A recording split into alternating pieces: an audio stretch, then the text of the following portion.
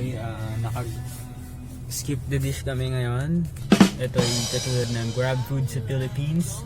Kinukuha na ni Cedric yung pagkain. Ako yung taga-drive lang dahil hindi naman ako pwedeng kumuha nun. At pag nakuha na niya yung order, pupuntahan na namin yung nag-order kung saan. Ayos! Pala kami nanood ng sine sa Silver City. Pero ngayon sarado na siya dahil sa lockdown, quarantine, COVID-19. Dito na kami sa pangalawang order.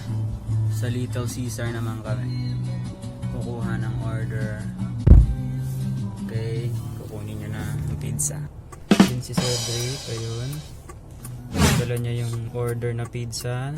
At yun ang umorder. Pangalawang order namin. Order.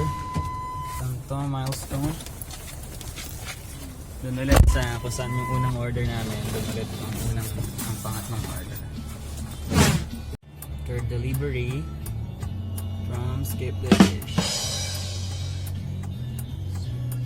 No contact. So iiwan lang niya doon. Fourth order. Open.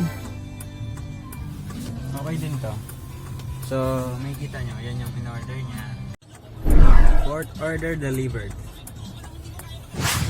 After halos 4 hours of driving, ito yung sakyan, nakabalik na kami. Nakapag-drive-thru pa kami ng Tim Hortons. This one. Alright, we're home.